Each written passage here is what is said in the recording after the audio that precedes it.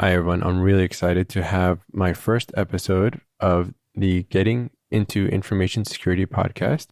My name is Ayman Elswa, and here we go. We have our first episode with Dan Borges. He's a longtime friend of mine, and we just recorded for some time. And instead of doing a part one, part two, I decided to just edit some parts out so we could have a decent episode. Ideally, I'd like to keep episodes to about 30 to 45 minutes in the future. So bear with me as I get through some of these first episodes, which were pretty meaty and had some really awesome conversations. So that, I just want to share. So I'm a kind of sharing is caring kind of person. Anyway, if you also are a sharing and caring kind of person then and like this episode, then please share this episode with your friends. And if you have any questions or comments that you'd like me to answer, please send them to me via email or Twitter. Let's just get to it. Welcome to the Getting into Information Security podcast, where we talk with information security professionals, learn from their experiences, and find out how they get started. I'm your host, Ayman Elswa, and today our guest is Dan Borges. Dan is a professional red teamer, blogger, and security tool developer and contributor. Dan, welcome to the show. Hey, man. Good to be here. Yeah, thanks for coming on. Let's just get into it. Can you give us a little about how you got into information security? Like, paint us a picture of how you got into it professionally. It's kind of a long story. I need to go back before I was even into information security. So when I was young in grade school, my mom put me in a Lego robotics course. And that was actually my introduction to programming. And that was pre-high school. I was programming this language called NQC with these Lego Mindstorm kits. And that was really cool. And it kind of opened my world to computer science in general. And that was my exposure to it.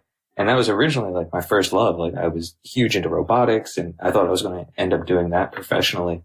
And it wasn't until college when I really started looking at viable job options. I looked out there and I was like, well, how many robotics jobs are there? And there wasn't that many at the time. And security was getting really hot and it looked like, a good field. And it also looked really challenging in computer science. So I made the switch leaving high school and going into college to start pursuing information security.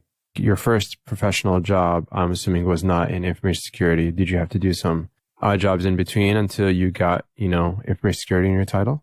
Yeah, that's a really good point. So then I went to college for computer science and Infosec. It was a dual major at East Stroudsburg University up in Pennsylvania, in the Poconos. And then when I came out of school, you're right, I didn't get a job in Infosec right away. I was part of a security group mailing list, BAHA, the Bay Area Hacker Alliance. And I saw a job out advertisement in San Jose in the Silicon Valley. And at the time I was in Pennsylvania. So I took the opportunity to move and interview for the job, but the job was an IT admin at a pen testing shop. So I wouldn't be doing pen testing, but I would be, maintaining their tools and IT infrastructure. Interesting. So that was my first job and kind of my intro. How did you make the transition? Was it hard? Being an IT admin in a pen testing shop, so close yet so far, right? Exactly. It was very hard. I felt like I was constantly trying to prove myself to these guys. I was really burning the candle at both ends. I'd spend all day trying to keep the infrastructure up, and then I'd spend all night learning pen testing and reviewing the reports to try and be like them. And it was very difficult those first few years because, I was doing IT and I was trying to do security. I was trying to prove myself to this other team. The whole thing was a great learning opportunity because they would then take me on pen tests and kind of teach me stuff. So the whole thing was really beneficial and it was cool to have those guys as mentors. Would they let you shadow them? Yeah. So I would do a few weeks of IT work and then, they would bring me on either an internal or an external. And, I'd kind of be dead weight. I would contribute, but it was very much like learning on the job. I remember we met at the B-side CTF and that was a really fun experience. Was it, I think, shortly thereafter where you were able to actually make the official transition? Yeah, it was just around there that I ended up going to work for AppSec Consulting in South San Jose. And, there I was a full-time web pen tester. So that was really kind of how I made the transition. But I would say I made it. I felt like I was a pen tester at the previous job. I had done my OSCP while I was there with them and I had felt like I kind of learned the ropes. So I felt comfortable when I had moved to AppSec. How was OSCP? The big issue is, it was challenging, man. That was a really hard one. I think the big thing is with the previous employers, they didn't want to lose that IT admin, that they had raised. So they were trepidatious about making me into a full-time pen tester. Oh, I see. They kept seeing you, though, as the IT admin and not the pen tester. Right. And I had learned all their infrastructure and maintained it all at that point. So I would have to train a replacement. It wouldn't be, just move him on. You did the OSCP. That probably gave you a lot of credit at that point to do interviews. Did you try interviewing for jobs before you got the OSCP? Yeah, I did. And it was difficult, because they always wanted to know, like, what is your pen test experience? And I had a lot of trouble with this in the beginning of my career.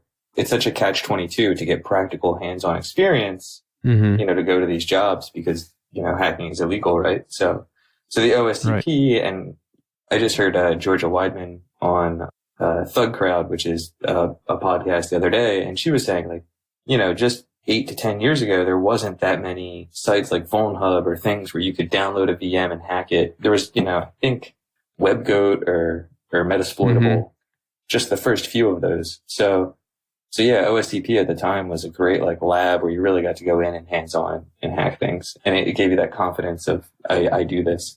Yeah, that's right. Okay, so talk to us about the OSCP. How was that? I mean, I remember seeing it. It seemed pretty hard. I mean, it is pretty hard, but that's why it's so well regarded, right? The OSCP, in my mind, the best part is the lab. It's that they give you this multi-network lab with like 30 machines in each network and 4 or 5 networks. And it's just more than you can stand up on your own, and they're all interconnected. You see this wide range of vulnerabilities. It's really great. But I would definitely encourage people to spend their time in that lab environment because the actual training material is, it's kind of weak. It's just like a PDF, I think. And most of that stuff you can just look up online. So I wouldn't pay for the training material. I would pay for the lab. Okay. But cool. It's fun. It's hard. It's really challenging. And I think those things are good because it gives you that hands-on kind of hacking. You hit a roadblock and you have to think about how to get around it. Yeah. Have you seen those pen tester labs? Oh no, it's hackthebox.eu. Have you seen that? It's a website that you have to hack the invite code to get in. But once you do, it's basically like, the OSCP, like the OffSec labs, like they have a bunch of VMs and you make a VPN connection to their network and then you can hack the boxes. The difference is they're not really like networked or interconnected. Oh, nice. They're all like standalone VulnHub machines. Yeah, but it's really nice. It's one of the first nice free offerings that I've seen that can really compete with those OffSec labs. That's really good. Would you recommend it for studying for the OSCP? Oh yeah, absolutely. It's a good like road to OSCP. If you feel comfortable in there, then I definitely suggest the OSCP is like the next big challenge. And it's cool because like the pen tester labs are free and you do it on your own time, and then the OSCP is like that cert, that test. Cool. That's how I look at it. So let's fast forward to so now you're doing red teaming, and if you could help explain for the audience, like how is that different than pen testing necessarily? Right. So now I do internal red teaming, and like pen testing, I would say is very focused, kind of narrowly scoped. You might have an assessment, which is just a few web apps for a few weeks. Whereas red teaming, in my mind, it encompasses the entire spectrum of attack surface, which is digital, social, and like physical. And we do less physical, but definitely digital and social. And the idea is you threat modeling and you kind of build these different avenues of attack, and then you explore those concepts or those different avenues of attack, and you see how vulnerable the organization is to that. So it's less boxed in, and you're less constrained by these narrow scopes and specific tests. And you may do red teaming to do this threat modeling, and then break out smaller pen tests to kind of build the whole red team together. But that's it in my mind. It kind of encompasses this wider, broader scope of threat modeling. Right, no holds barred kind of scenario. Yeah. And we, we'll play with rules based on our different threat models and our different scenarios. So, we don't just go in and blow the brakes off people. We're trying to actually like measurably improve security. Yeah. And going back to like a pen tester's life, I mean, there's a lot, I meet a lot of up and coming folks, and, the pen tester's life is what they see in the news, and they think is really glamorous. I guess what I try to tell them is, pen testing is great, but there are other parts of the field that you might not be aware of, right? So, give us the insight. You did pen testing, and from my brief experience doing it, there are those days. I mean, there are those days where you get those really good wins, right? But there are those days where you don't. And, maybe just help explain for some of the folks out there that might not understand the day-to-day life. I mean, I know there's a lot of blog posts and things about it these days, but from your perspective, what's your input on that? So I'll start with a consulting pen test life is, man, it is rough. In my experience, it really feels kind of like you're always chasing these billable hours. You're always trying to be max profit to the company, which means very little research and constantly doing, whatever the client's ask is, whatever that work is. It also depends very much on the shop, but their time management is usually they put you on a pen test every week. So sometimes you'll be on a pen test for 1 week and then you have 1 week of reporting. But if it's a really busy season and, they're a really fast shop, they'll put you on a pen test every week and you'll have to do your reporting on Friday or on the weekend.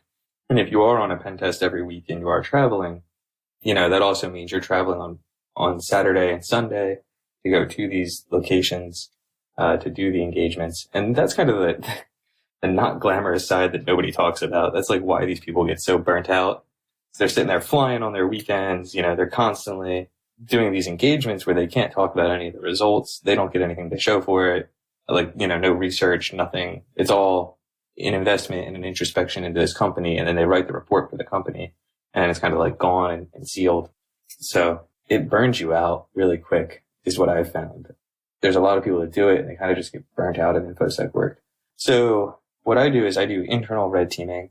And the reason I think that's a little different is it's a little more relaxed. So let's say there's a piece of software that I think is really harmful. I can spend the time to actually reverse that software, maybe develop an exploit, prove that, this software can be leveraged to harm us, and then we can move that out of the organization.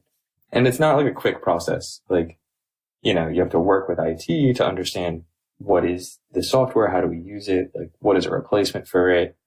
You have to then work with them to get it out and get this new solution in. So it's a lot more of like, it's a little slower. You can do the research. You're more paced. You can take your time, but it's also, I don't want to say it's more working with other people, but there's definitely more of a team aspect to doing internal security than being a consultant. Yeah. Do you have a scenario where like you brought something to someone and say, hey, I found this like really bad bug and they were just not happy that you brought it to them? Yeah, all the time. So you'll get people that are like, they don't want you finding holes or flaws in their software. So that's kind of what I was talking about. Like you have to learn how to work with these people, and it really helps, I think, to take the perspective of we're all on the same team and I'm just helping you improve the quality of the product. So it takes a while to get there, like socially, right? Like you have to position yourself, on that team. So that takes a little bit. And then I've also had companies that, said they won't patch the bug or whatever. And it's something that we use. Then we have to, figure out how to work around that or secure the product in another way. And then, what do you do with that phone at that point? Like, do you not disclose it because, we're a good company? So those are definitely challenges. And then I just wanted to say, like, there's other positions on my team that are less glamorous that are, really critical and really important. We have people that constantly run like phone scanners and they'll be maintaining tickets and, tracking software life cycles. And I think all that stuff's really important to the security life cycle, and it doesn't get enough attention. So yeah, tell me about your first computer. Oh, my first computer. Geez. I mean, the first computer that I guess I ever really played on and hacked with was probably a Nintendo. And then from there, it's probably the Lego Mindstorm stuff, like just those little microcontrollers and programming those. And then my first real tower, actually, a family friend built it for me as a Christmas gift. And he had built all the parts and, I couldn't name them for you today, but that was like my first gaming computer. Nice. And I was still in grade school. And I remember, he gave me the whole parts list, but he had built it for me. He kind of did all the legwork. Okay. But remember, that was really cool. And that's what really got me into computing. I don't think I bought a gaming system since then. Been a big PC gamer. Yeah, that was my first computer. And now, I have all kinds of weird mismatched computers, and like I'll buy old computers. So I have like an Apple II in my closet. Oh, nice. Really? So yeah. I even have one of those voting machines from DEF CON. So I got a bunch of weird computers now in my house. Sweet. That's awesome. Wow. Apple II. That's some memories. Do you have a floppy disk drive too? Yes, I do. I don't have the monitor though. Okay. So I haven't gotten it working yet. I just collect these things. Wow. Well, but eventually I want to get it working. I want to mess with it. Yeah. Well, when I was in grade school, that's what I had. Apple II. So not to date myself, but. Oh, cool. Yeah. It's pretty cool. Any cool stories, that you've run into that, you can share with the audience, kind of some interesting war stories? I think war stories are some of the greatest things that new people look forward to hearing. Some of my favorite and the dirtiest tricks are key logging. Mm-hmm. And I have, this one story. So this was just before the days of Bloodhound, and you still had PowerView, and we were using PowerView on a very large, easily 100,000 to 500,000 host network, a very, very large network. And we were hunting for specific users. So maybe for my audience, you could help explain Bloodhound? Yeah. Yeah, sure. Yeah, let's back it up a little bit. Sure. So Bloodhound and PowerView are tools that will kind of query the Windows domain, either the Active Directory infrastructure or just different local machines. Okay. And they'll look for the users and the trusts between different machines. And they'll say, what user has local admin access to a different amount of machines. And Bloodhound will actually take that data and then graph that data so you can visualize it. And you can say like, I just have to own this node, and then that will lead me to that node. And then with that node, I get domain admin. Okay. So that's kind of where we were without the graph. We had this target in mind, and we had to get access to that person's computer and then get their passwords to, be them, and then move on to another host that we really wanted access to. Mm-hmm. And we found where they were, and we got access to the computer, and we were just working on, getting the passwords at this point. And I think we even had them at this point, but we were still monitoring the person because they were our target. And like I started the story with, I really like keylogging. So we're keylogging the person, and this is the kind of stuff that, you get from keylogging that it's harder to get from other security tools. Mm-hmm. And we saw they opened up their chat client, and they start messaging the security team, and they start going, hey, I think I'm compromised. Some weird stuff's happening. Oh man. Which is great. That's exactly what you want to see. That's fantastic. Right. Like from a blue team perspective. Right. But that was really bad for us because it means, our whole op was going to get burned. And yeah, we finally got this user who was the keys to the kingdom. So the person's like, all right, I'm coming up to your desk to see what's going on. And we were in the same building, and we're sitting there keylogging them. So we're like, all right, we're going to send people to the desk too. Oh. So we looked them up in AD, and we found out where they sat. And we sent one of our guys up, and he stood there on like kind of the corner of the cubicles, and listened to the security person like help troubleshoot the computer while we like, backed our infection out of the computer, our agents. Oh man. So that was a pretty fun one. That's hilarious. Oh, and you were able to get out in time? Yeah. We got all the tools off, and, we didn't get busted. Wow. That's awesome. It was a funny one. That is really funny. And I just love that because that's the stuff you'd never get like, from a interpreter, right? Unless you're keylogging or you're taking screenshots and you're doing that human intel. Yeah. No, it sounds like a Mr. Robot episode. Yeah, it's really fun. Yeah. Sounds like a Mr. Robot episode. That's cool. Were you able to get domain admin, at that one place? Yeah, we did. That was a pretty large one too. That was a really fun one. Okay. And that one again, we were a full red team in that. So we designed all of the threat, and I was doing it with a consulting company at the time, mm-hmm. but we designed all of the threat perspectives. And then what we did is we broke it down into smaller, more manageable pen tests. So we would have like an arm of the larger red team was breaking into this network, or an arm was getting DA in this domain, DA being domain admin. Yeah. So this was one of those subset pen tests that we were doing. We were trying to I think break from one environment into another environment. Oh, and I see. This person to get through that bastion. I see. That's a hilarious story. Wow. What's It was a good one. That's amazing. I'm surprised, you didn't like, spill some coffee on him or something. Like, oh, I'm sorry. Just try to distract him that way. go talk to him. Spill some coffee by accident, It was pretty funny because, eventually we did start getting caught, and the IR team there, they had some guys that were really funny. They'd get pretty angry. I remember the one guy, I didn't realize until after he'd done it a few times, but he had magnets in the bridge of his glasses. So he wore glasses on the IR team, and the two lenses were held together in the middle by a magnet. But when he'd get really frustrated, he'd like kind of tear his glasses in half and separate that magnet. I remember the first time I saw it, I was like, whoa, like, we got to stop, guys. Like, we got to stop what we're doing. He's really pissed. Yeah, exactly. Oh, man, that's hilarious. Wow, you can't make that stuff up, man. You just can't. That's amazing. Yes, it's pretty great. That's amazing. Oh, man. But, all the power to blue teamers, like, I've been in that role, and it's a hard role, so I understand their frustration. Yeah. That's great. That's what it is. That's what it takes. That's awesome. Cool, man. Now, what's your earliest hacking memory that you could talk about at least? Oh yeah, this is a great one. So flashback to having that first tower, and it's in my room. And one of the ways that my parents would try and like punish me or restrict my computer, would be restricting my computer usage, right? Okay. And they had a number of ways to do this. So for a long time, they tried to do it via software, and they'd have an administrator account, and they would go and they would change the password to the machines, so you couldn't log in. I remember the first hack I learned was where you boot it into safe mode, and then you go and you change that administrator password back. Nice.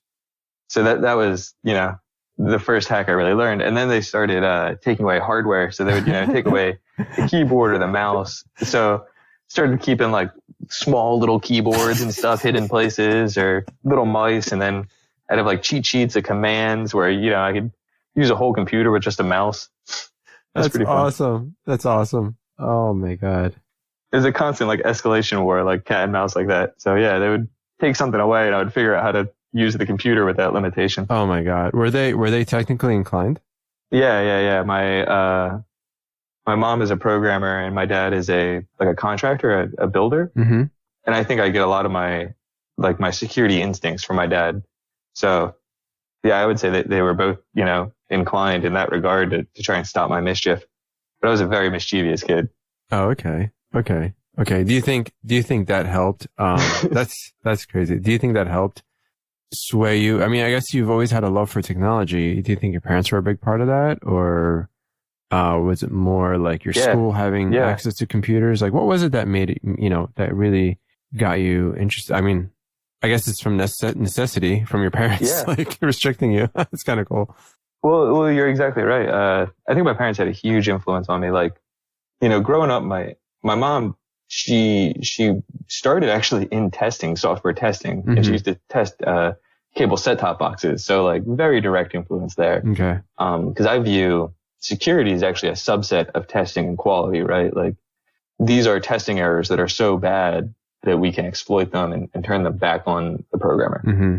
Yeah. So I draw a lot of parallels there, but even more so, I'd say like my dad, just from the perspective of he would always, say you could do a better job, right? He would always say, he'd always find some critique like, this is how you could do it better. This is how you could keep improving and keep leveling up. And I think that mentality really like followed me into security, right? Where it was like, well, how could we just improve the process? How could we not cut corners? How could we do a quality job and really deliver, the best product? Mm-hmm. Good stuff. What's the first security conference you went to? It would actually be DEF CON. So DEF CON 18 was the first one. I had an internship through college in San Diego at the Motorola PKI lab, and a bunch of those guys were going to DEF CON, and I had never been to any security conference, let alone DEF CON, and they all carpooled out. So I got in their carpool and went with them. It was really fun. Cool. Yeah. And then and now there's just conferences like galore, right? There's security conferences galore. What are some conferences you recommend for people like starting out, right? I mean, DEF CON is definitely on the list, I'm sure, besides, but what other security conferences would you recommend? DEF CON's almost too big, right? Yeah. Like, you don't know who you're talking to. You don't know how credentialed they are, right? Like it's too big anymore.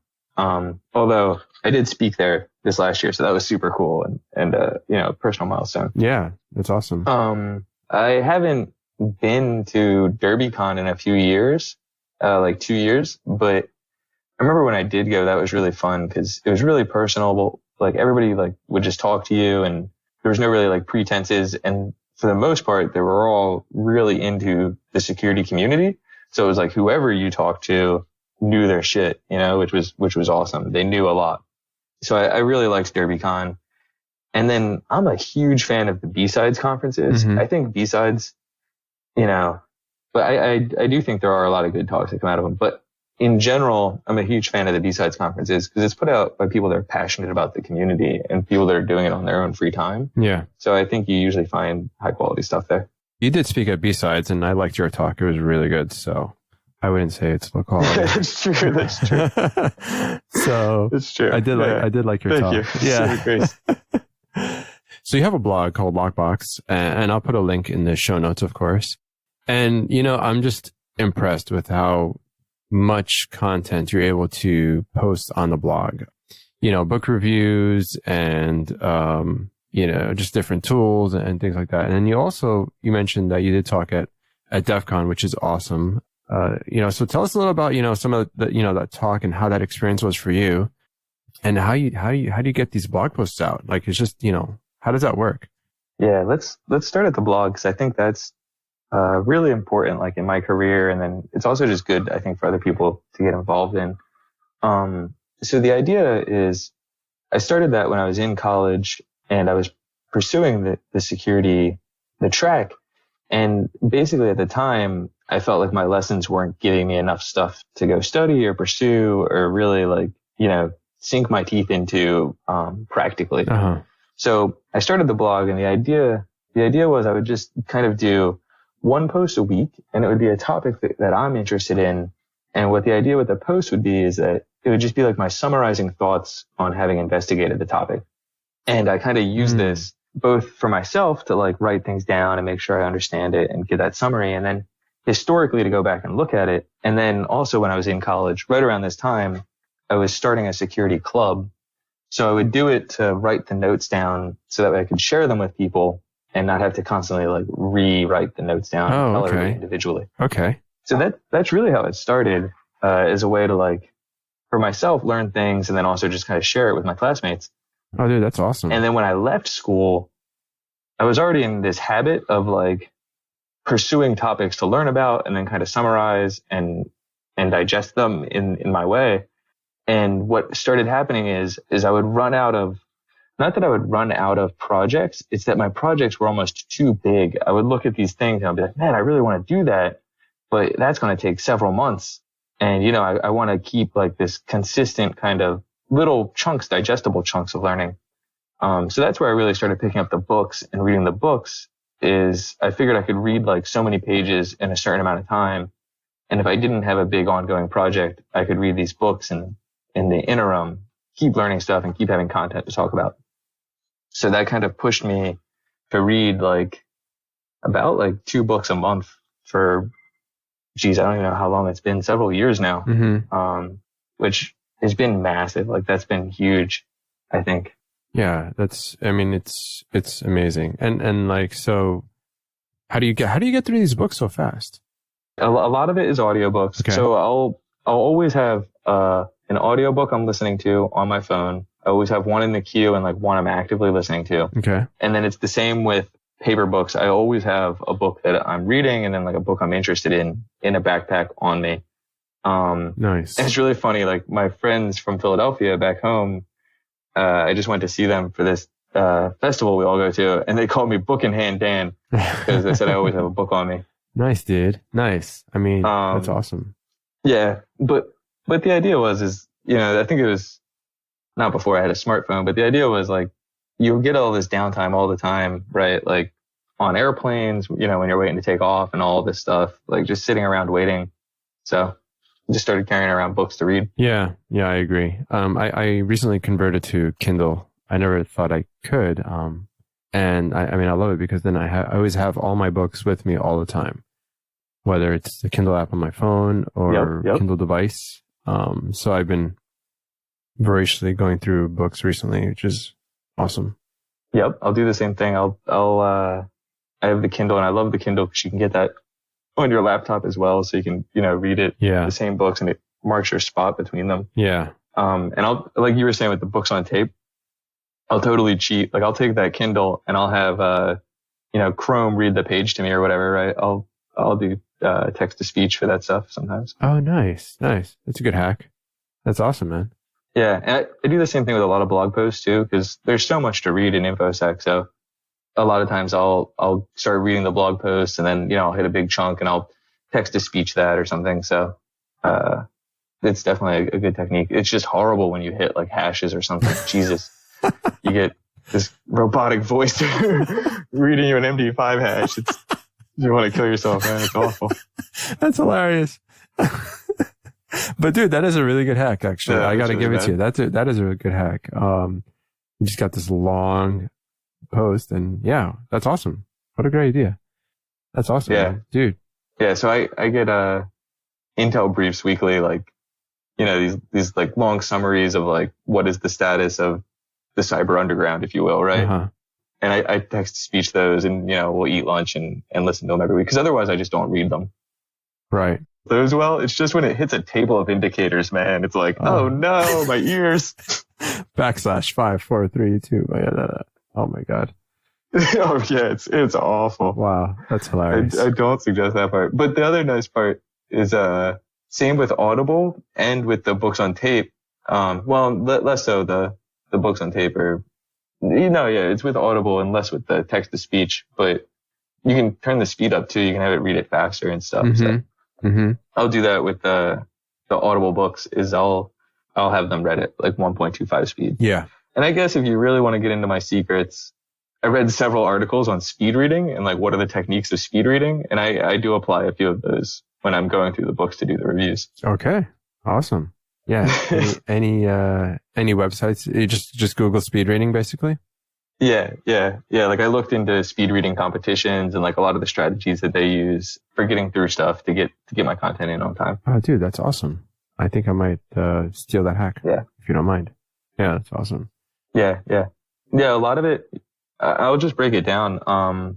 It's going to sound really cheap, but a lot of it is skimming and then drilling into specific content that you find interesting, right? Mm-hmm. So you read the different high levels and then you'll take a paragraph and again, it's going to sound cheap, but you read like 2 to 3 sentences out of that paragraph and you say like, is this talking about a subject that I find interesting? And do I want to read all those details? Right. Yeah. I hate it when the author kind of drags on and like, I get the whole story thing, but just get to the point and give me the action that you want me to do. So, or that, you're trying to convey. Like I just read this book. It's a Navy SEAL book by this guy, Jocko Wilkes, and, Extreme Ownership. Yep, that's it. Extreme Ownership. Mm-hmm. I thought it was really good, but yeah, he kept segueing into these like war stories. And at a certain point, I just wanted a book on leadership, and not a book about his fighting. Oh, I see. Well, is it okay to share some of these secrets with the audience? Cause, I don't know if it's good. Yeah. Cool. Absolutely. Cool. Yeah. And that really transformed the way I read because I'd always been a very meticulous reader, like I'd read every line and made sure I understood everything exactly. Right. And those speed reading tips really helped me get through that more lengthy content. Yeah.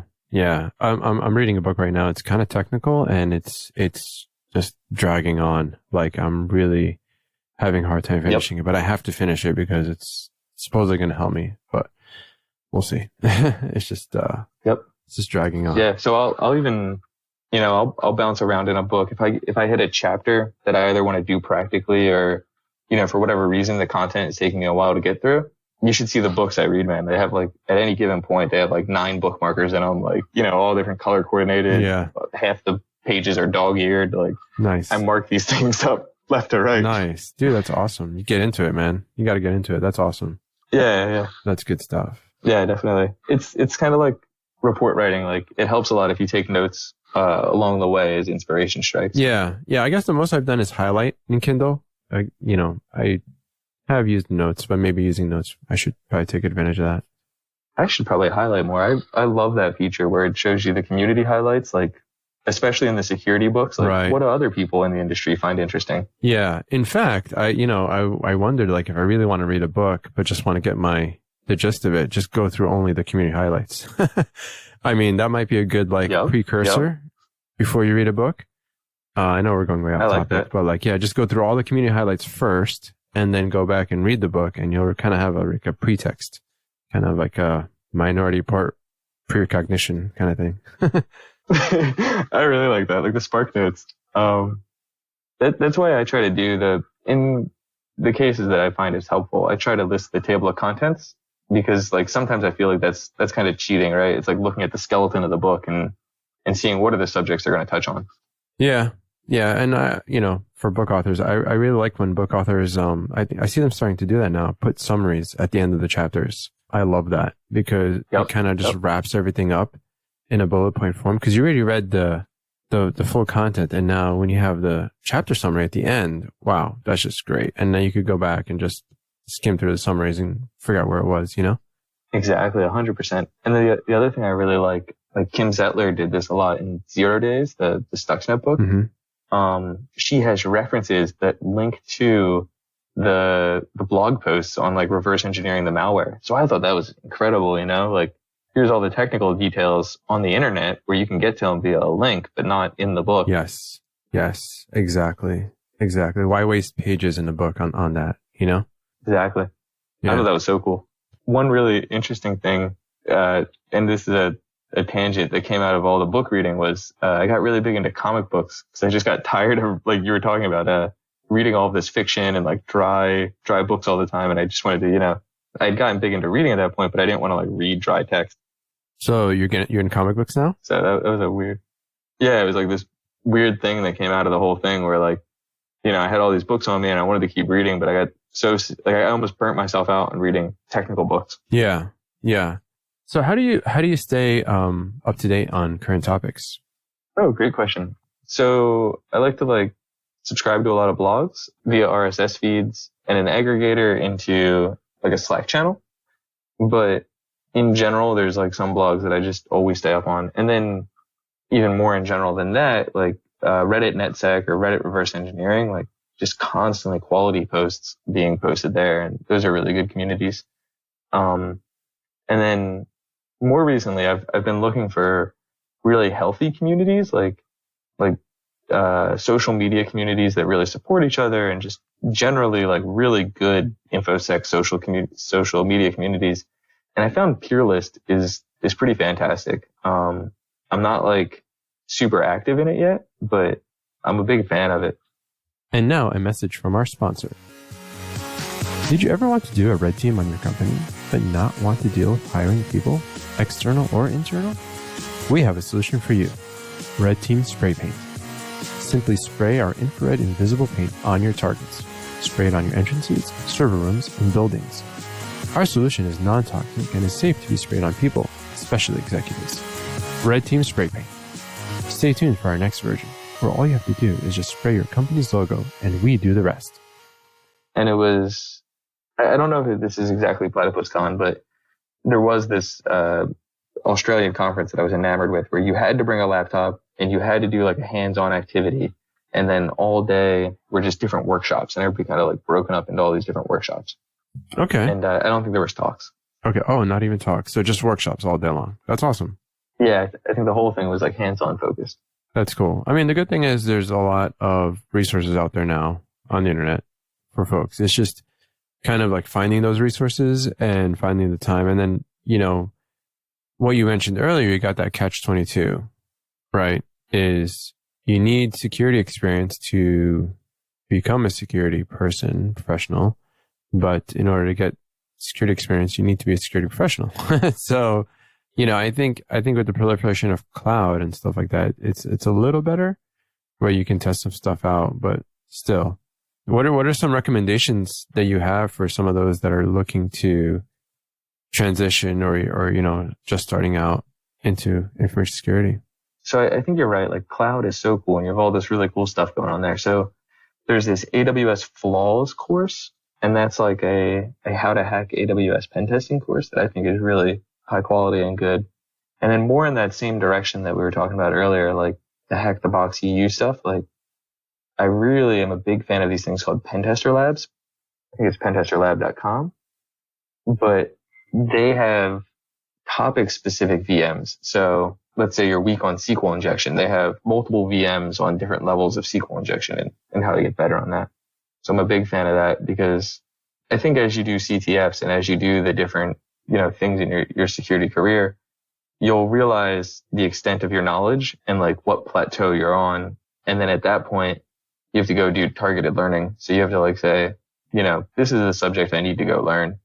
And then finding these sources that offer that like targeted knowledge is really helpful. Yeah.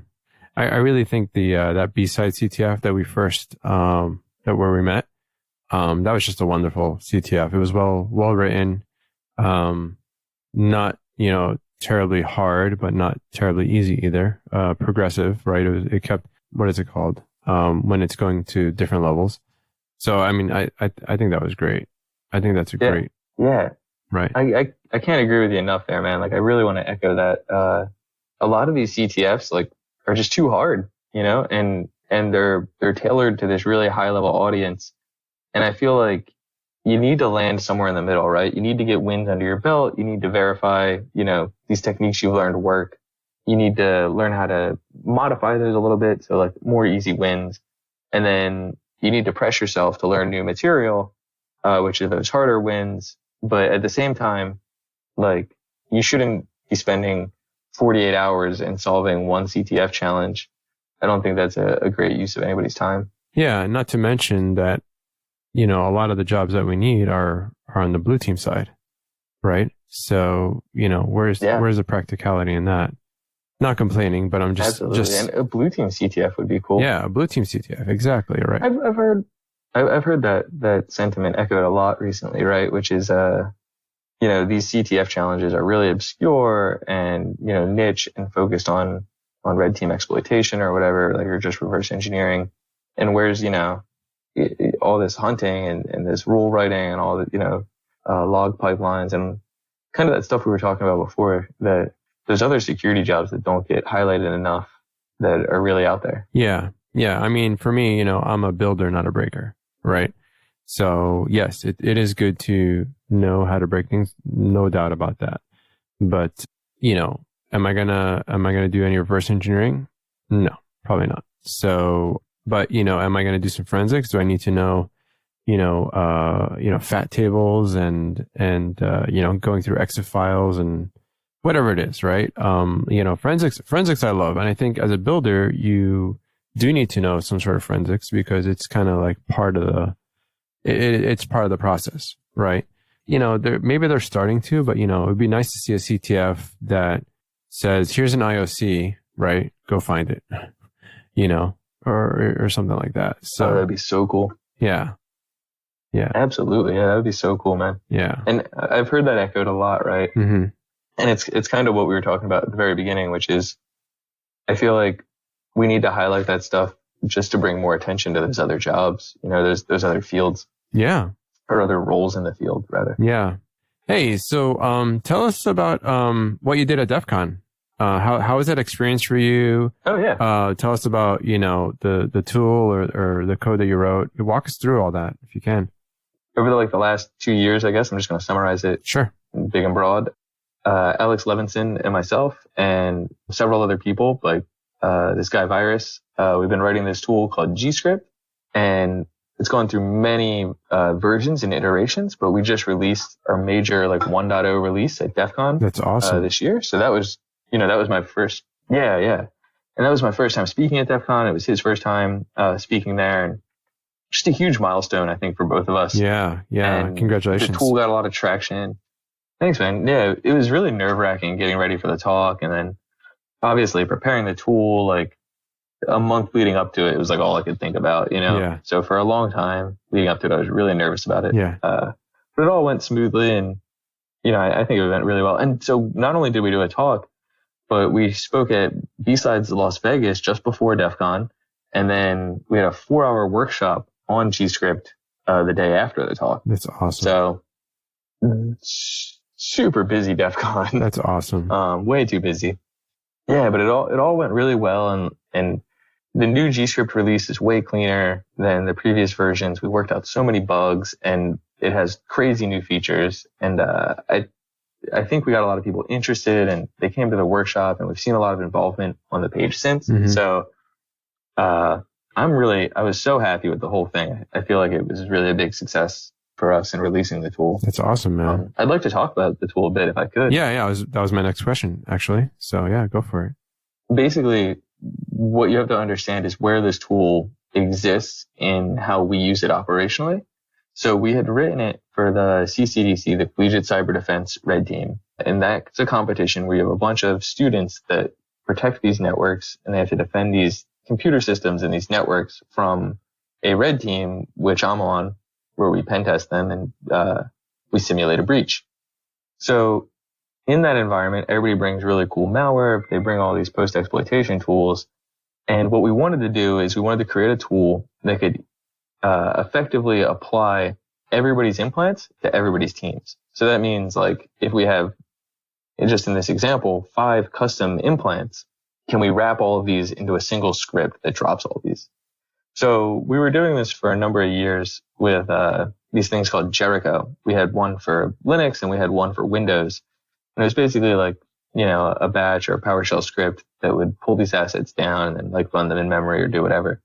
But this actually started coming back to bite us. And basically we would have student teams forensically reverse these scripts and figure out all of our exact tactics. So about 2 years ago, we moved everything to Golang because you couldn't reverse engineer it. And we worked on this original version called Genesis, where we would have an SMB share and people would put all these binaries in the SMB share. And then we would bundle them into this Golang binary at compile time and then redistribute this binary to everybody. So people would have just a native binary for Windows, like a .exe, or for Linux, like a .elf or whatever, just a native binary that could run on that system. So that worked really well, except for the fact that we were kind of just like taking this bag of malware that we got from everybody on the team and just kind of like dumping it on the desktop and running it, right? Like it was very crude the way we would just drop everything and run everything. Okay. So the next idea was to attach a script to all these payloads. So now each payload would have like, I like to think of it if like before we had a cluster bomb, we were just dropping this bomb with lots of little bombs in it. Now each little bomb has individual targeting. So they go find their target. Yeah. So that's where we got the MERV analogy, right? Like if you had missiles before, now we've packaged them all into this, multiple independent retargetable entry vehicle, this MERV super missile. Exactly. And if we pull it back and we look at like the theory of the kill chain or whatever, right? Like, I would call this a dropper. So what we're doing is we're hitting disk and we're dropping all of our other tools, and then we're just saying how they run specifically on disk. So that's kind of GScript in a nutshell. It's a dropper. It lets people take packages and then attach a script to them that says how they execute. And we used this CCDC this year in 2018. We had written it all at the end of 2017, and we used it at nationals.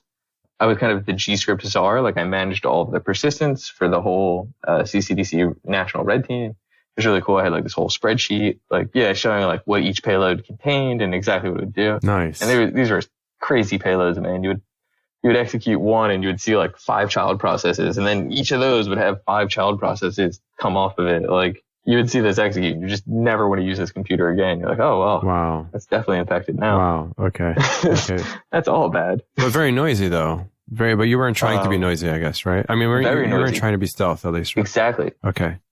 Well, you call out something that's amazing, that I wish more people would recognize, is this is absolutely the shotgun approach to infecting something, right? Yeah. And all they have to do, if they're really smart about it, and I've been saying this for years, I just hope somebody listens at one point. Mm-hmm. All they have to do is find one indicator that we do in our toolkit, and that indicator will say they've run Jericho on this or they've run GScript on this, and the entire box is compromised.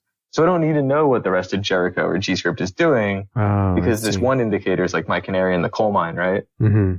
And what they should do is just nuke and pave the box, because we do a lot of nasty stuff. Right. And they're not going to figure it all out, right? Right. They don't have the time to reverse engineer all of it right there in the competition. So they should roll to a backup, or, they should understand that it is compromised in a very bad way. You've been going to CCDC for a while now. From I remember meeting up with you one time, and you were about to leave for it, and you were just preparing your payloads and things like that. It sounds really fun.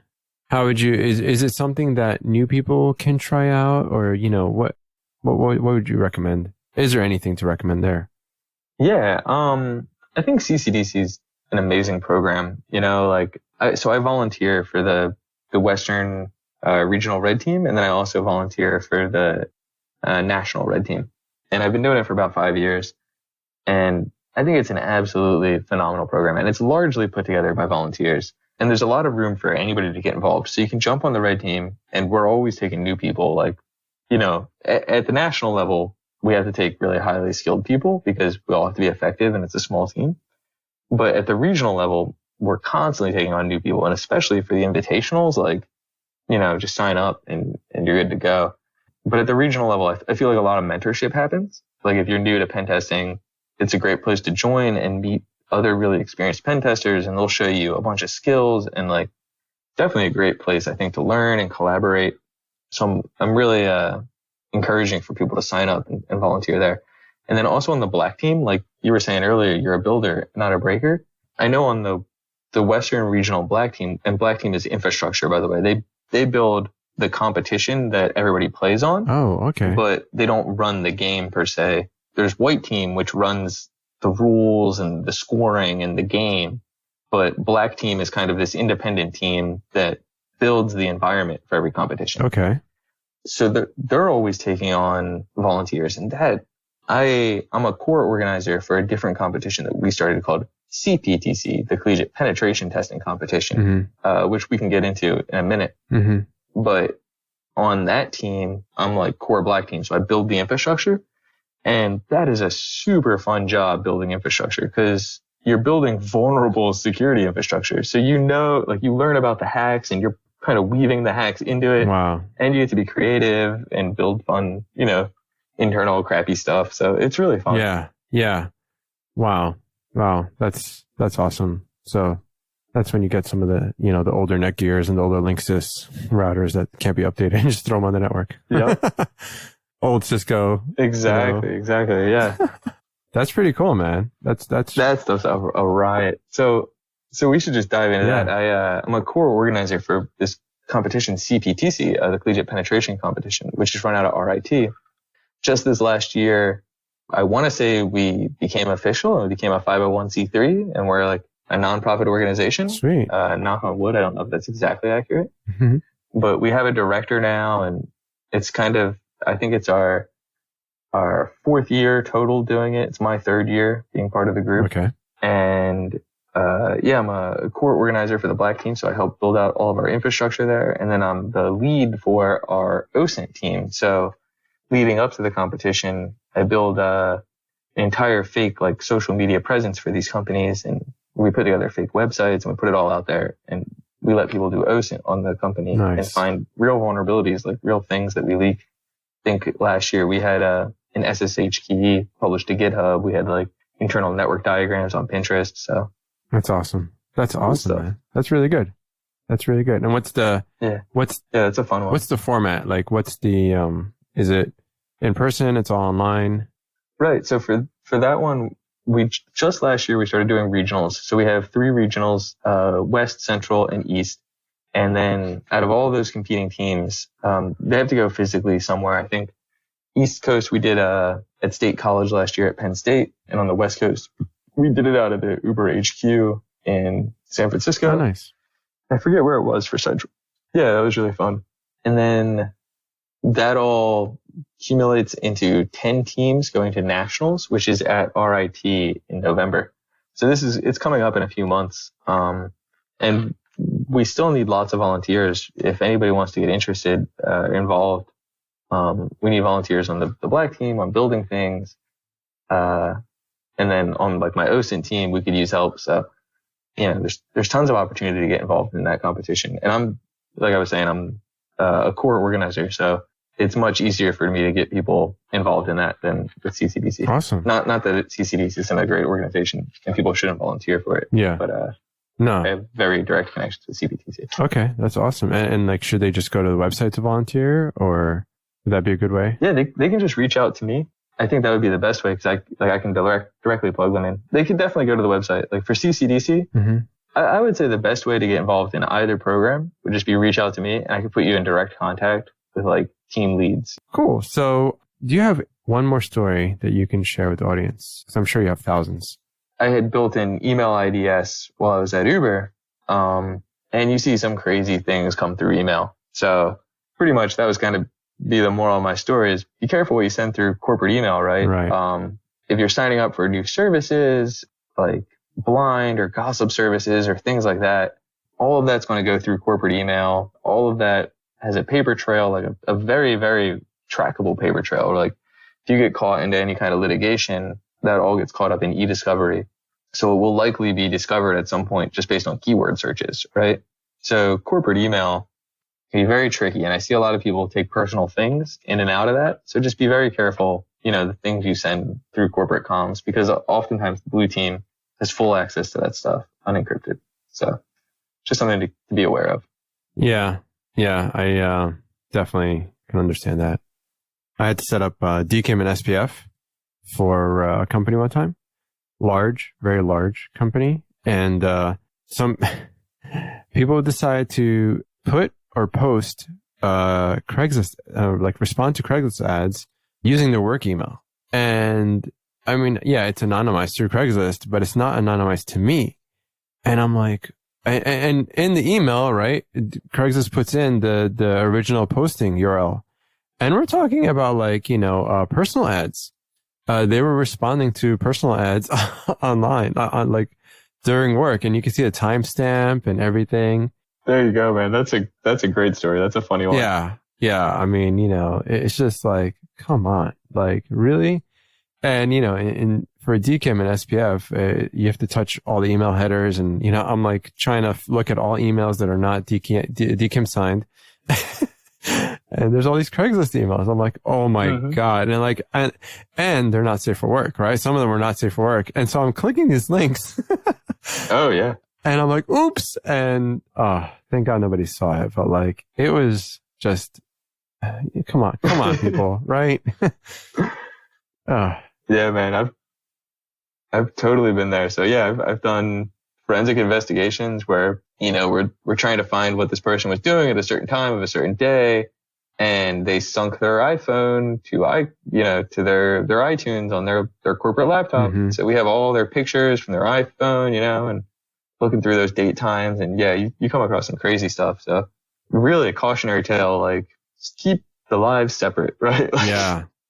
If it's your work laptop, don't plug it into it. Don't take personal stuff to it. Yeah. Have you ever had? Because all these forensic tools. Have you ever had someone come to you saying their device has been infected, and then you go and you say, okay, let's take a look, and and them actually decide to take their device back once they realize that you're going to do a deep dive on their computer? Ever run into that? That's really funny. Yeah. I've done the reverse. We've done reverse psychology when we're going to go get a laptop. So I've gone to somebody and I've been like, when we've suspected that they ran a tool maliciously, we've gone to them and we've said, hey, we saw this tool running. We think your laptop's infected and we need to take it and do a forensic deep dive on it. And they've been like, no, don't take my laptop. That was me doing this thing. And I was like, cool. You just admitted to it. That is funny. That's awesome. Yeah, I always loved that one. Little reverse psychology. Yeah. Good stuff, man. Good stuff. Well, that's it. We've wrapped up the interview with Dan. Thanks for staying with us till the end. I'll leave Dan's contact information in the show notes. I would like to mention that the National CPTC Regionals just happened this weekend. So go and check out the news about that. I think the finals will be in November, as Dan said, at RIT. So definitely check that out. Check them out on Twitter. I like to ask my guests if they have any music they like in particular that I could use for my outro. And today's music is Missing You by Trash 80. The album is pretty awesome, and I will leave also details in the show notes. All right. See you next time.